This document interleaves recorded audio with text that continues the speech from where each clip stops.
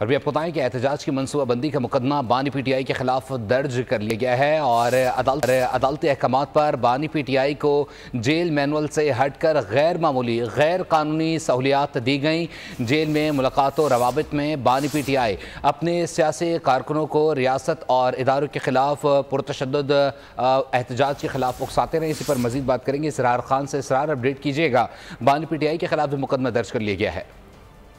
जी बिल्कुल, जैसा कि PTI की जानिब से जो एहतजाज की कॉल दी गई थी डी चौक इस्लामाबाद में, उसका मुकदमा थाना टैक्सला में बानी PTI के खिलाफ दर्ज कर दिया गया है। और मुकदमे का जो मतन है उसके मुताबिक अदालती अहकाम पर बानी PTI को जेल मैनुअल से हटकर गैर मामूली सहूलियात दी गई और दौरान मुलाकात जो भी उनकी मुकामी क़यादत जो है PTI की जब उनसे मिलने आती थी तो बानी PTI उन सियासी जो उनके कायदीन थे मुकामी, उनको रियासत और इदारों के खिलाफ उकसाते रहे और उनको मजबूर किया, PTI की उन मुकामी क़यादत को मजबूर किया कि वो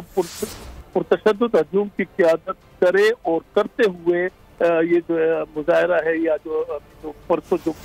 डी चौक पर हुआ है, इसकी तमाम तर जिम्मेदारी जो है उन्होंने मुकामी जो क़यादत थी उसको मजबूर करते हुए। और मजीद ये लिखा है कि मुकदमे में ये भी लिखा है कि रियासत मुखालिफ मनसूबाबंदी पर बानी PTI के जो समेत मुकामी क़यादत है, जिनमें के राजा बशारत है, शहरयार रियाज है, राजा राशिद है, इस समेत तकरीबन कुछ 14 के करीब जो मुकामी क़यादत है वो भी नामजद है इस मुकदमे में। और चूंकि बानी PTI पे ये मुकदमा दर्ज करने का मेन मकसद यही है कि उन्होंने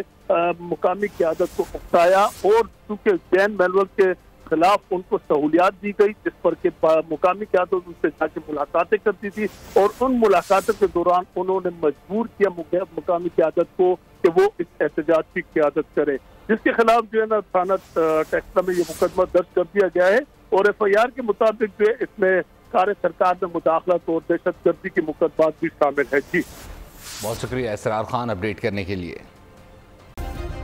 सब्सक्राइब करें और बेल दबाएं ताकि कोई खबर रह न जाए।